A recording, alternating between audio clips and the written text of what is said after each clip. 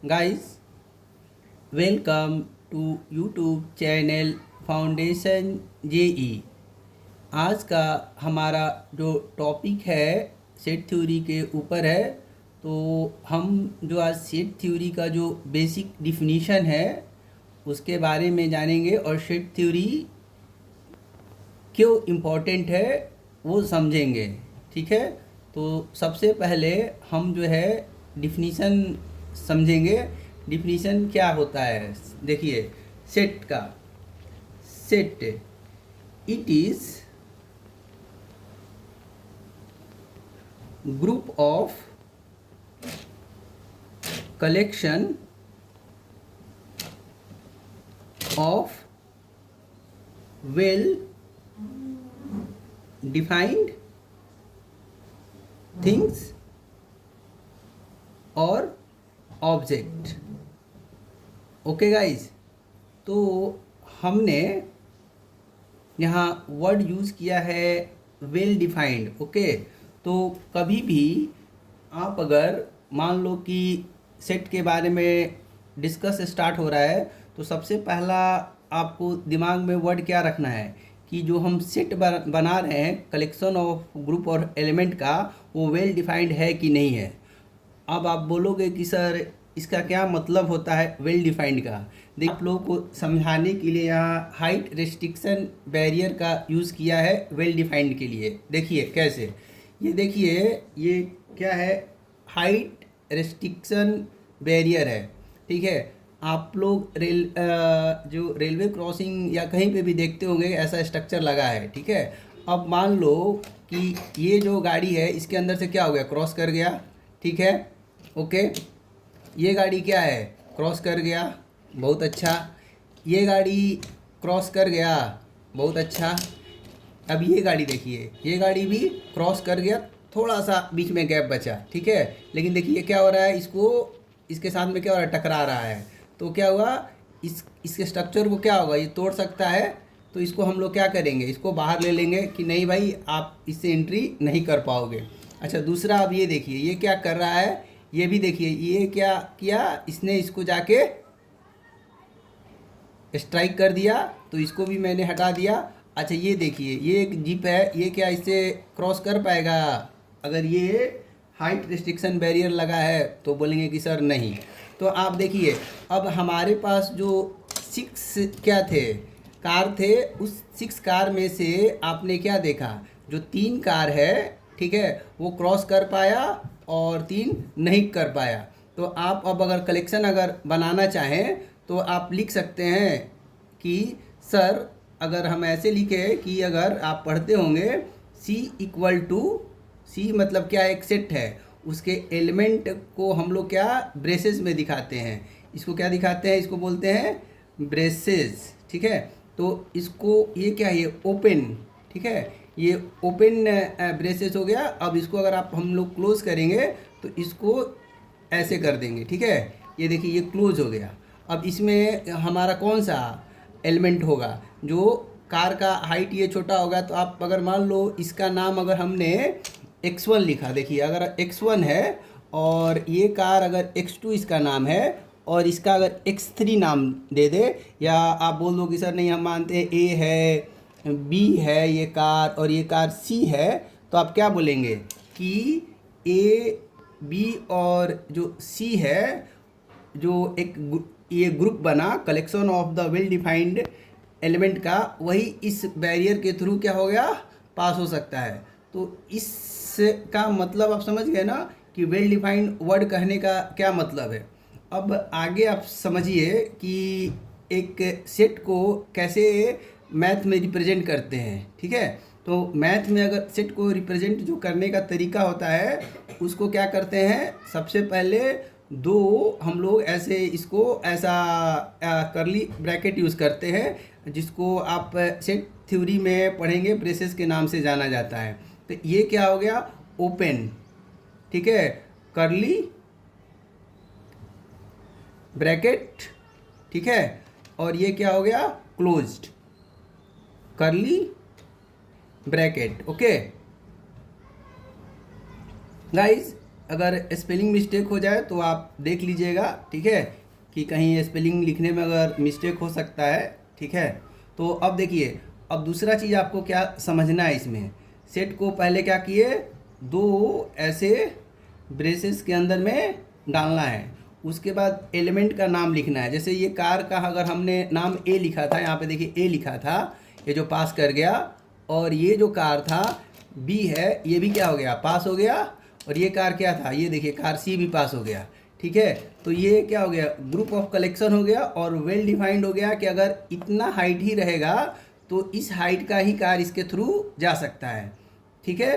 तो अब देखिए ये दो ब्रेसेस तो हमने डाल दिया, अब उसके ये इसके ये जो थिंग्स हो गया, क्या हो गया, ए बी एंड सी हो गया। तो ए लिखते, एक लिखा, उसके बाद अब एक दूसरे को सेपरेट कैसे करते हैं, तो कॉमा से, फिर क्या लिखते हैं, बी लिखेंगे, बी वाला ऑब्जेक्ट था, फिर सी वाला था, और हो गया, इसको सी करते हैं। अब दूसरा चीज़ समझिए, ठीक है, कि सर जो जो सेट डिफाइन करते हैं, ठीक है, वो कैपिटल, गाइस आप अब मैथ्स में पूछेंगे कि सर ये इसका अब क्या हो गया, सदस्य हो गया, किसका, सेट का, तो आप लिखेंगे कैसे मैथ्स में, तो हम लिखेंगे A is a element of C, तो इसको क्या बोलते हैं, एलिमेंट ऑफ सी। तो A is element of C, या A belongs to set C, A is element of set C हो गया, ठीक है। तो ये हो गया। फिर अगर आप कोई पूछे कि सर आप बताओ C is a element of set C, okay, तो ये जो है ना साइन है, वो क्या रिप्रेजेंट किया, बिलोंग्स टू और एलिमेंट ऑफ, ठीक है। अगर गाइस ये मान लो मैंने और 3 कार लिया है, ठीक है, मान लो अगर इसका अगर नाम मैं डी रख दिया, डी, और इसका नाम रखा ई, और इसका नाम रखा एफ, ठीक है, तो क्या हुआ, ये सेट के तो अंदर आए नहीं, तो मैथ्स में आप कैसे रिप्रेजेंट करोगे, ठीक है। तो हम लिखते हैं यहाँ पे D is not element of set C, तो ये तो क्या हुआ, एलिमेंट ऑफ का हो गया, नहीं है, नहीं है कि लिए इसको स्लैंटिंग लाइन से ऐसे कट कर देते हैं। तो देखिए, अब अगर कोई बोले कि ई के बारे में क्या आपका ओपिनियन है, तो मैं ई लिखूँगा, उसके बाद ये एप्सिलॉन इसको साइन बोलते हैं, और इसको ऐसे करके स्लैंटिंग लाइन से कट कर देते हैं, तो ये जो कैपिटल लेटर सी हो गया, तो ये ऐसा हो गया, ठीक है। व्हाट अबाउट गाइस एफ मान लो हुआ, तो F is also not an element of set C, ठीक है। ये आप समझ गए कि बिलोंग्स टू और एलिमेंट्स टू के बारे में, ठीक है। अब आप दूसरा क्वेश्चन समझिए, ठीक है, कि सर जो एलिमेंट्स होते हैं, आप बोलेंगे कि सर आपने बताया कि स्मॉल लेटर्स में लिखते हैं, तो कभी कभी तो सर हम लोग देखते हैं कि बड़े बड़े लेटर्स में भी होते हैं, वो ऐसा क्यों होता है, तो देखिए उसका भी एग्जांपल हम लेके आपको अभी समझा रहे हैं, ठीक है।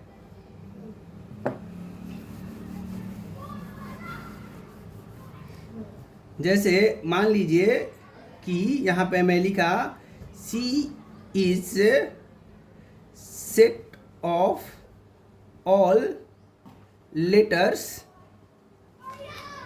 Of Kolkata, okay. तो अब आपको मान लो लिखना है, ठीक है, तो अगर इसको लिखना है तो कैसे लिखेंगे, तो देखिए इसमें जो लेटर्स हो गए, ठीक है, लेटर्स हो गए, उसमें क्या हुआ, के, ओ, एल, के, ए, टी और ए, ठीक है। अब देखिए हम 2 तरीक़ा से लिखते हैं, आप बताइए, सोचिएगा कि कौन सा तरीका लिखने का सही है, ठीक है। क्या मैं अगर ऐसा लिख दूँ, ठीक है, तो सही है, या मैं ऐसा लिखूँगा तो सही है, ठीक है। अब देखिए ये वाला जो लिखने का स्टाइल है ना बाबू गलत है। क्यों गलत है? कि जब हम कोई सेट के एलिमेंट को लिखते हैं, ठीक है, तो उसका रिपीटेशन एक ही चीज़ का दो बार नहीं हो सकता है। अब इसमें देखिए के और के दो बार आ गया है, ठीक है, ए दो बार आ गया है, लेकिन इसमें मैंने क्या किया, के एक बार डाला, ओ एक बार मैंने पिकअप किया, एल को भी वन टाइम्स इंसर्ट किया इसमें, और ए को भी किया है और टी को किया है। अब ये वाला करेक्ट हो गया, ठीक है। तो कहोगे सर कि बच्चों आप लोग कहोगे कि अरे सर आपने तो बताया था, ठीक है, कि जो जो सेट के एलिमेंट होते हैं वो क्या होते हैं, स्मॉल लेटर्स में होते हैं, आपने तो कैपिटल में लिख दिया। तो बाबू इसका रीज़न ये है, जो जो सेट थ्योरी का एक और डिफिनीशन में लोग ऐड नहीं करते हैं या करते भी होंगे, आप उसको ध्यान रखिए। When the name is pre defined और प्रॉपर नाउन, ठीक है। इसका क्या मतलब हुआ, हमने पहले से प्री डिफाइंड कर दिया। का प्री डिफाइंड का मतलब क्या हुआ, ऐसे मैंने कोलकाता नहीं लिखा था, मैंने कोलकाता कैसे लिखा था, ठीक है, ऐसे लिखा था, ये प्री डिफाइंड हो गया। और आप जानते ही हैं कि प्रॉपर नाउन है, ठीक है, नाउन मतलब कोई वस्तु विशेष का नाम है, ठीक है, तो वो एक तरह से क्या हो गया, ये प्रॉपर नाउन हो गया। तो इस तरीक़ा से सेट थ्योरी को डिफाइन करते हैं, ठीक है। अब आगे जो इसके तीन मेथड्स होते हैं रिप्रेजेंटेशन के, वो हम लोग नेक्स्ट लेक्चर में जानेंगे, लेकिन उसके पहले मैं आपको, ठीक है, कुछ जो है ना किसको अब प्राइम नंबर बोलते हैं और किसको को प्राइम नंबर बोलते हैं वो सिखा दे रहे हैं, ठीक है। क्योंकि जब नेक्स्ट लेक्चर जब मैं लूँगा कि इसको कितने मेथड्स होते हैं, अब कहोगे कि सर ये मेथड से का क्या मतलब है, ठीक है। मान लो बाबू ऐसे एक देखो, एक बच्चा है, ठीक है, उसका बाल जो झाड़ने का तरीका है ऐसा है, कोई बच्चा बोले कि नहीं नहीं मैं तो बाल ऐसे झाड़ूंगा, कोई बोले कि नहीं नहीं मैं तो जो बाल है ना ऐसे उठा के डालूंगा। तो ये देखिए तीन तरीके से तीन तीन तीन बच्चे हैं, लेकिन तीनों का जो जो बाल जो झाड़ने का तरीका है वो क्या है, तीनों का डिफरेंट है। तो अपने बातों को रखना, ठीक है, मतलब जैसे सेट है तो इसको रखेंगे, तो रखने का एक ही चीज़ को तीन तरीका से रखा जाता है। तो वो जो हम डिस्कस करेंगे ना नेक्स्ट लेक्चर में डिस्कस करेंगे। अभी जो हम डिस्कस करने जा रहे हैं प्राइम नंबर के बारे में, ठीक है, क्योंकि प्राइम नंबर जब जानेंगे तो जब मैं उसमें एग्जाम्पल लूँगा तो पहले से आपको जानना चाहिए ना कि प्राइम नंबर और को प्राइम नंबर क्या होता है, ठीक है। अभी आप देखिए प्राइम नंबर के बारे में समझिए, प्राइम नंबर, ठीक है। तो प्राइम नंबर के डिफिनीशन में ये याद रखिएगा कि जो नंबर है वो वन एंड इटसेल्फ से डिवाइड हो, ठीक है। तो प्राइम नंबर बनने के लिए कोई नंबर अगर प्राइम है तो वो it must be divisible by two numbers, okay. First one is one numeric में एंड itself, ओके। अब इस डिफिनीशन को समझिए, ठीक है। अब आप सबसे पहले आप वन को आप देखेंगे कि प्राइम नंबर के रूप में कंसीडर नहीं किया जाता है। क्यों नहीं किया जाता है सर, कहोगे कि वन तो वन से डिविजिबल है ही, लेकिन यहाँ पे देखिए it must be divisible by two number. तो और दूसरा नंबर कहाँ है, एक तो एक से डिविजिबल है, दूसरा कोई नंबर नहीं है। So 1 is not considered as a prime number, okay. Then what about 2? तो 2 क्या है, 1 से भी डिविजिबल है और 2 से भी डिविजिबल है। 3 तो 1 से भी डिविजिबल है और 3 से भी है। व्हाट अबाउट 4, तो बोलेंगे 1 से भी डिविजिबल है, 2 से भी डिविजिबल है और 4 से भी है। तो it is not a prime number. Okay, तो आप ये समझ गए, ठीक है। अगर व्हाट अबाउट 13, देखिए 13, तो 13 क्या है, एक प्राइम नंबर है, 1 से भी है 13 से भी है। लेकिन अगर कोई बोले कि 6 के बारे में क्या राय है आपका, तो मैं बोलूँगा कि ये प्राइम नंबर नहीं है, क्योंकि ये 1 से डिविजिबल है, 2 से भी है, 3 से भी है और 6 से है। तो टोटल नंबर ऑफ डिविजिबिलिटी कितना हो गया, 4। सो ये जो है it is not a prime number. Okay, अब प्राइम नंबर समझ गए। अब थोड़ा सा को प्राइम के बारे में समझ लीजिए। तो गाइस हम लोग यहाँ देखेंगे को प्राइम नंबर। ओके, तो इसका डिफिनीशन क्या है, टू नंबर्स आर कॉल्ड को prime if their common divisibility is 1 or HCF is 1। Okay, HCF का फुल फॉर्म क्या होता है, हाईएस्ट कॉमन फैक्टर, ठीक है।